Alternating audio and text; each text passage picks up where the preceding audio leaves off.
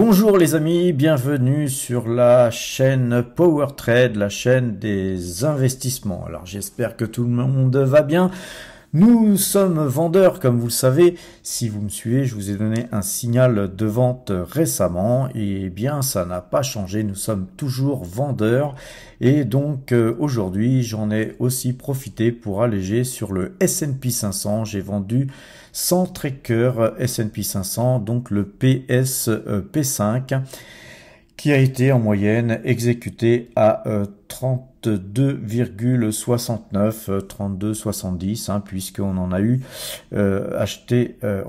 vendu en 3 fois, puisqu'il n'y avait pas les quotités peut-être pour pouvoir effectuer l'ordre en une fois, mais en gros 32,70.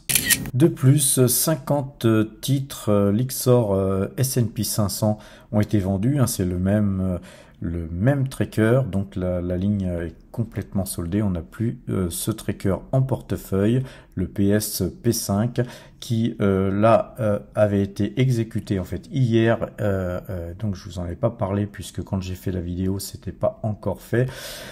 Donc ça a été exécuté à 33,067 €. Donc à présent les amis, faisons un petit tour du côté de notre tableau récapitulatif de toutes les valeurs que nous possédons en portefeuille.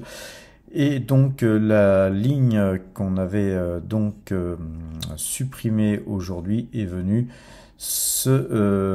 s'ajouter à nos espèces, donc tous les trackers, les 150 trackers S&P 500 ne figurent plus sur ce tableau, ce qui fait que nous avons 104 045 € en espèces, ce qui représente 12,46% de l'ensemble de notre portefeuille.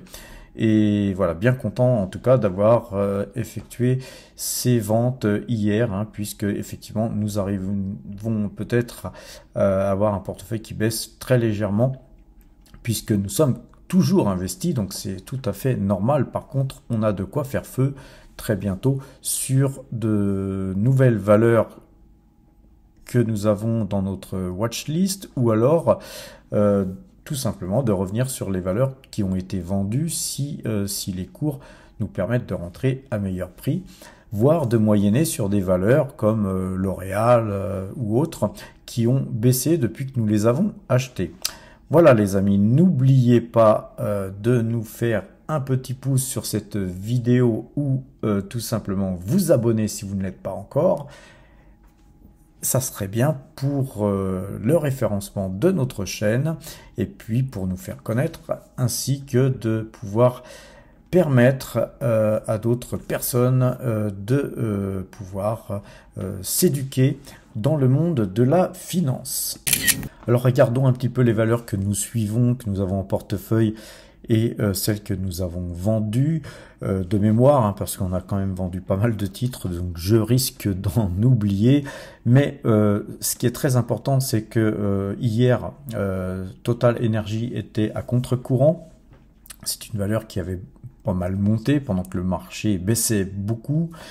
Et aujourd'hui, le marché baisse encore beaucoup, alors que Total Energy ne baisse que de 0,28%. Donc c'est ça qui fait tenir effectivement notre portefeuille.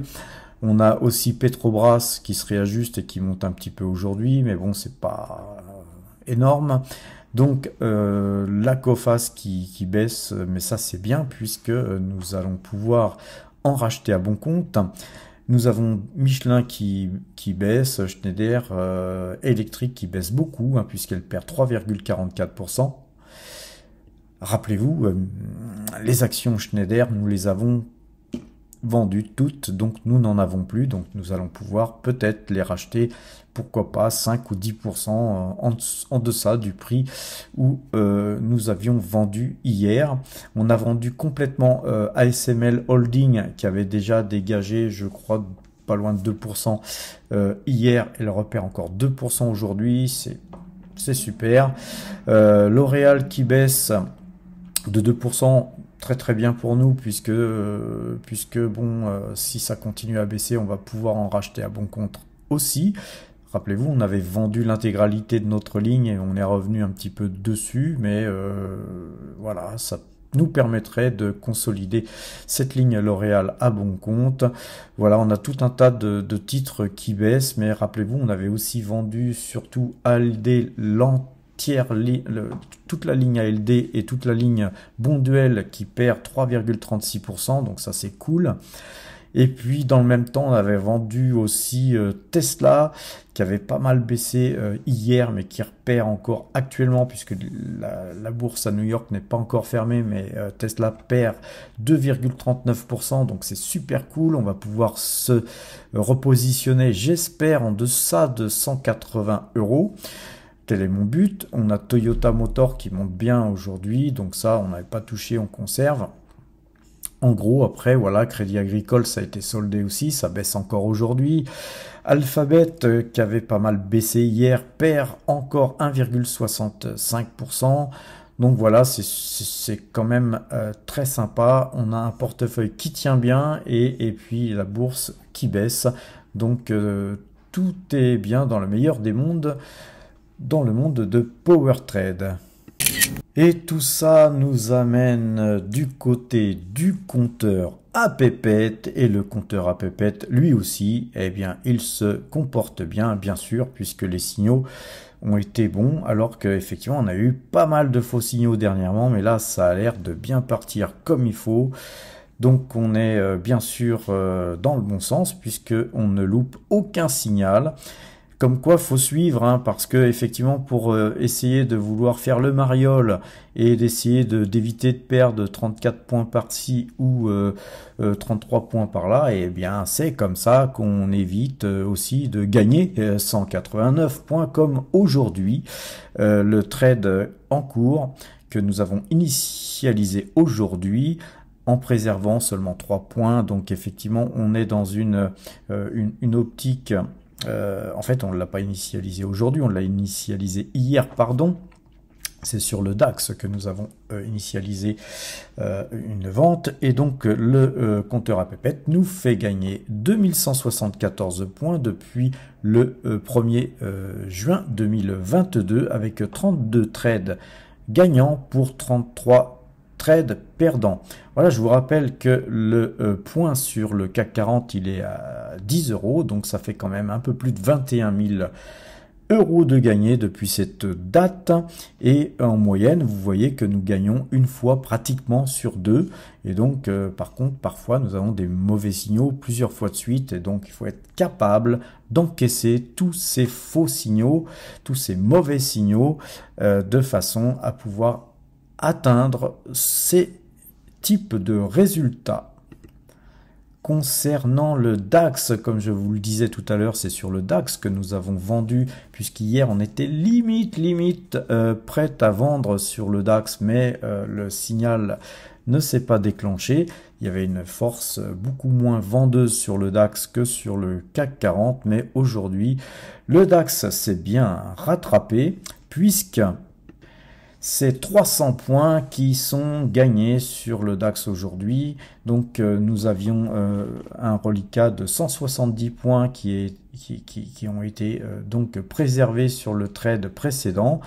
Donc tout va bien sur le DAX. C'est 2179 points qui sont donc engrangés avec 18 trades gagnants pour 19 trades perdants. J'en profite pour vous rappeler que le point sur les marchés futurs est à 25 €. C'est donc 54 475 € qui ont été engrangés depuis le 24/10/2022. Sur le S&P 500, on n'a pas commencé depuis si longtemps, puisque nous avons commencé le 2 décembre 2022, et donc le trade en cours, lui, nous fait gagner 55 points, puisque nous avons donc vendu aujourd'hui. Nous avions tourné avec 57 points de perte sur le précédent trade, mais c'est 300 points qui ont été engrangés depuis le 2 décembre, avec 13 trades gagnants pour 15 trades perdants. Le Brent, quant à lui, il est toujours acheteur, et c'est tant mieux parce que nous sommes bien chargés en valeur pétrolière chez PowerTrade. Et donc c'est 1,9 pips qui sont gagnés depuis le 17 mai 2023. Le Brent nous fait gagner 25,92 pips depuis le 2 décembre lui aussi. Et c'est 11 trades gagnants pour 5 trades perdants qui ont été donc faits pour pouvoir arriver à ce résultat. Et je vous rappelle que sur le Brent, nous ne travaillons pas avec les algorithmes, nous travaillons avec la moyenne 2 jours, 12 jours, tout simplement. Il n'y a pas plus simple que ça. Le total de tous ces indices nous fait gagner 4684 points depuis que nous travaillons ces indices. Donc regardons un petit peu la courbe graphique justement de l'évolution de notre travail sur les marché futur et on voit voilà que nous sommes partis le 1er juin de 0 et que nous gagnons 4684 points sur l'ensemble de tous les indices que je viens de vous présenter. À présent, regardons sur Metastock un petit peu ce que voient nos algorithmes pour demain. Et donc en fait on avait donc anticipé en fait par rapport à la moyenne 2 jours 12 jours le signal, hein, puisqu'on est passé vendeur hier, alors que la moyenne 2 jours 12 jours nous a donné une vente qui nous permet une confirmation en fait hein, de notre vente. Donc ça c'est très bien.